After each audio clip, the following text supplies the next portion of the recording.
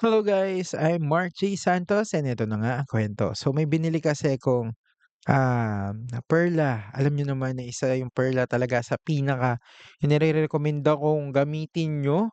Ayan, sa mukha niyo lalo na kung ma-pimples kayo kasi ayun talaga na ang laking tulong sa akin kasi madalas akong magka-pimples talaga dati pagka naghi-heal ng isa, nagkaka-pimples ulit ako din ayun, parang gano'n. Sobrang ma-pimples talaga ako nung bata ako and yung perla lang talaga ang inirekomenda sa'kin nung nanay ko na pinanghilamos ko and hindi talaga ako tinitigyawat 'pag gano'n. Pero 'pag naubos na siya, bumabalik din naman. Hindi siya parang miracle talaga na hindi na talaga magkakaroon.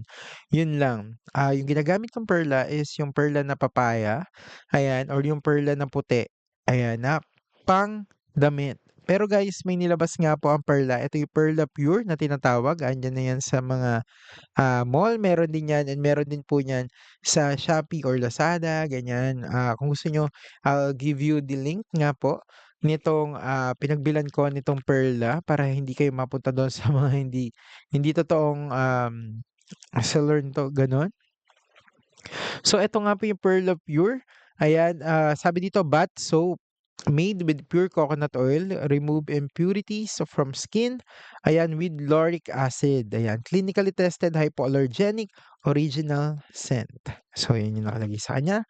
And of course, nakalagay dito ang ingredient niya, sodium cocoate, ano yun? Aqua, glycerine, sodium sulfate, palm olein yun.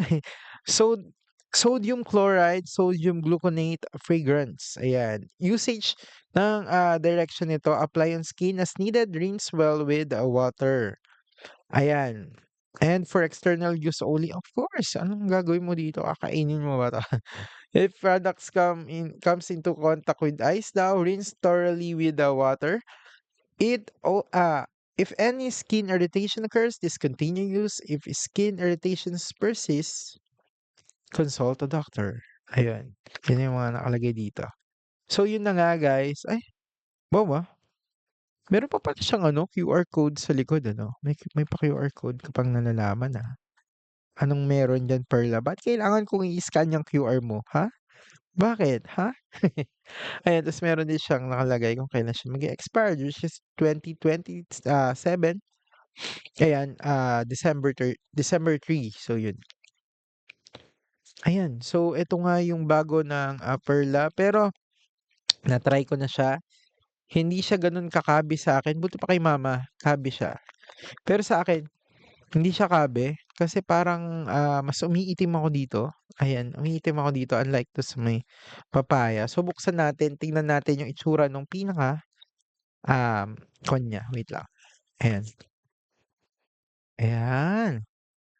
So 'pag binuksan niyo nga po 'tong Perla soap, ayan, makikita niyo, iba na yung korte niya. Ay, wait lang, may nakalagay pure, pure. Pure din yung kabila ay there you go. Oops, paano ba?